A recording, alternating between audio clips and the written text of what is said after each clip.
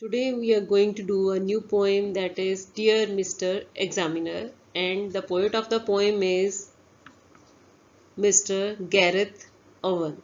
Okay, this poem Dear Mr. Examiner is written by the poet Gareth Owen, who was not very good at studies in his childhood, and he left the school at the age of 16, but after that he became a very famous poet. Okay,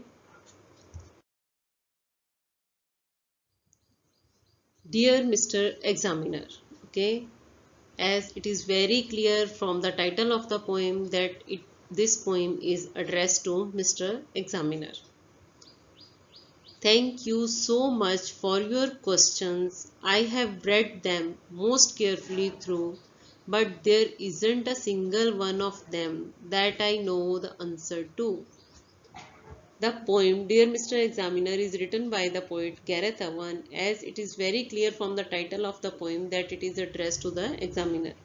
The poem is about a student who had not studied for his exams, and while reading the question paper, he couldn't find a question whose answer he knew. I have written my name as instructed, put the year, the month, and the day, but after I had finished doing that, I had nothing further to say. As he had written in his paper his name, the month, the year, and the day. And after doing all this, he had nothing to write anything else. So that's all in these two stanzas. So I thought I would write you a letter fairly informally, but what I can see from my desk here and what it's like to be me. He says that as he had nothing to write, so he decided to write an informal letter to the examiner who had made such a good question paper describing the surroundings. क्योंकि उसके पास कुछ लिखने के लिए नहीं है, क्योंकि उसके कोई आंसर नहीं आते, उसने कोई प्रेपरेशन नहीं की है, तो उसने सोचा कि अब मैं आंसर शीट पे तो कुछ नहीं लिख सकता, तो मैं क्या करता हूँ, एक इनफॉर्मल लेटर लिख देता हूँ एग्जामिनर को. ओके, और वो एग्जामिनर जिसने कि बहुत ही अच्छा पेपर बनाया है. Mandy has written 10 pages, but it's probably frightful guff.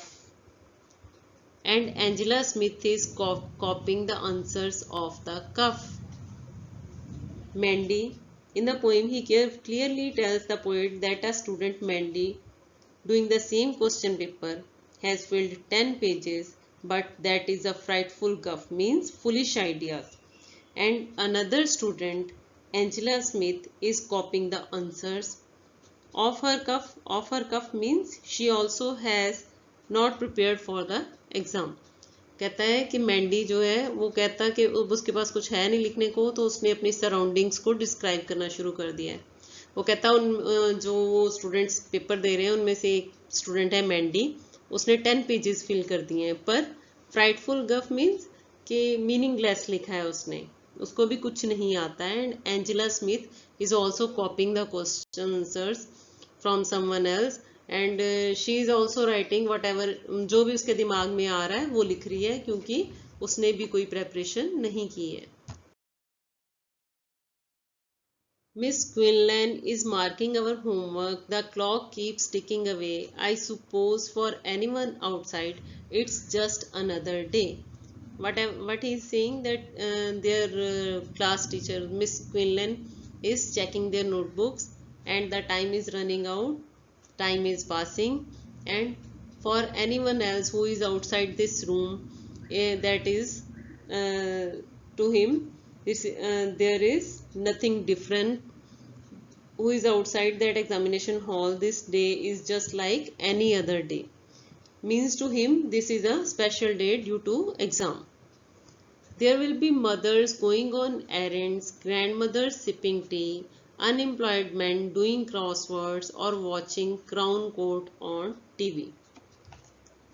The students are in school, so their mothers are free. They are doing their household jobs, or you can say and errands. Here means they are gossiping, giving information to their friends and taking from information from them. And grandmothers have no job, have nothing to do, and they are just enjoying their tea. And the men who don't have any work to do, they kill their time by playing crossword games or by watching a famous TV show, Crown Court, on TV. वो कहता है कि सारे students क्योंकि school में हैं तो उनकी मदर्स जो हैं फ्री हैं, वो गॉसिप कर रही हैं अपनी फ्रेंड्स के साथ, उनको इन्फॉर्मेशन दे रही हैं या ले रही हैं.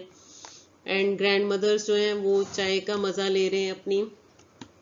और जो अनएम्प्लॉयड मैन है, जो बेरोजगार हैं, जिनके पास कोई काम नहीं है, वो क्या गेम खेल रहे हैं पेपर में क्रॉसवर्ड्स जो आती है, और क्राउन कोर्ट टीवी शो जो है वो देख रहे हैं. ठीक है, कैसे भी अपना टाइम पास कर रहे हैं.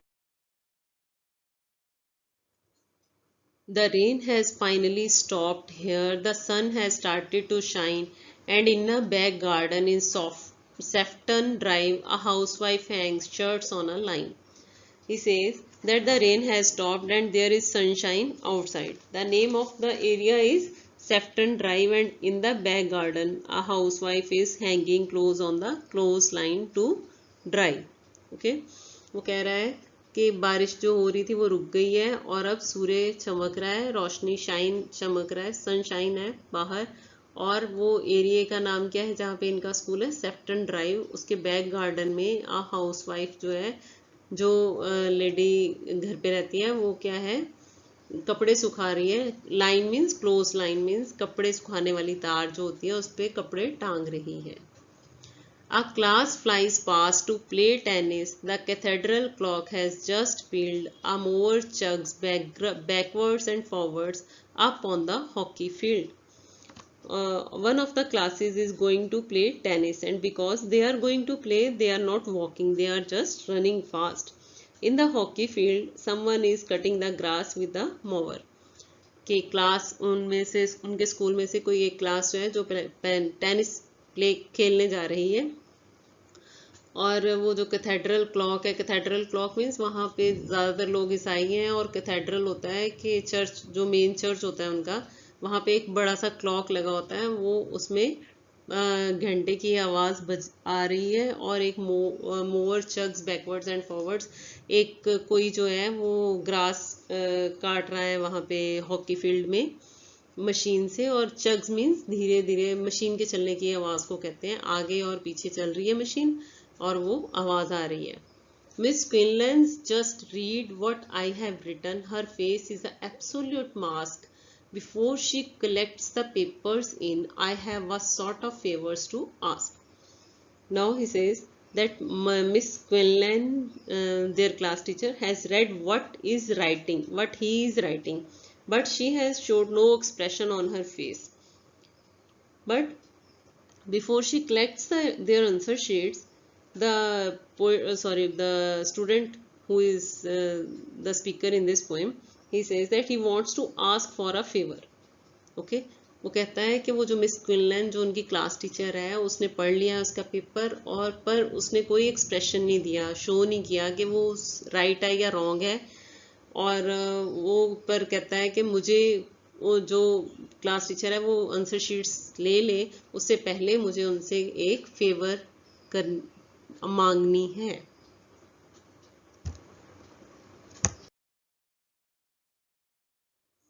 Miss Quinlan has just read what I have written. Her face is an absolute mask. Before she collects the papers in, I have a sort of favors to ask. He says that his class teacher, Miss Quinlan, has read the paper, what he had written in the answer sheet, but she has showed no expressions on her face. Mask means she has showed no expressions. Before she collects the papers in, I have a sort of favors to ask. And before she collects their answer sheets, he wants to ask a favor from her. कि miss क्विनलैन ने पढ़ लिया है उसने क्या लिखा है notebook में, अपनी आंसर शीट में, पर उसने कुछ भी शो नहीं किया कि वो राइट है या रॉन्ग है. और वो चाहता है कि वो जो आंसर शीट्स मैम उसकी लें, उससे पहले वो उनसे कोई फेवर एक मांगना चाहता है. I thought your questions were lovely. I have only myself to blame, but couldn't you give me some marks for writing the date and my name? He says in the closing lines that the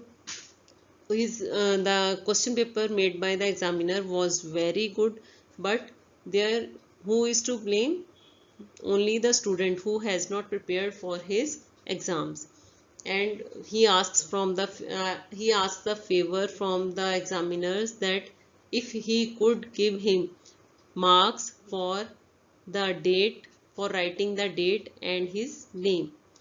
and में वो कहता है कि उसका question paper जो था वो बहुत ही लवली था, बहुत ही ग्रेट था, बहुत गुड था एग्जामिनर का, पर वो जो क्वेश्चन थे वो आते नहीं थे उसको। क्यों नहीं आते थे? बिकॉज ही हैजंट प्रिपेयर्ड, उसने तैयारी नहीं की थी, पढ़ाई नहीं की थी। तो वो फेवर मांगता है एग्जामिनर से, वो पूछता है कि क्या वो उसकी डेट और अपना नाम लिखने के उसको मार्क्स दे सकता है। That's all about this poem.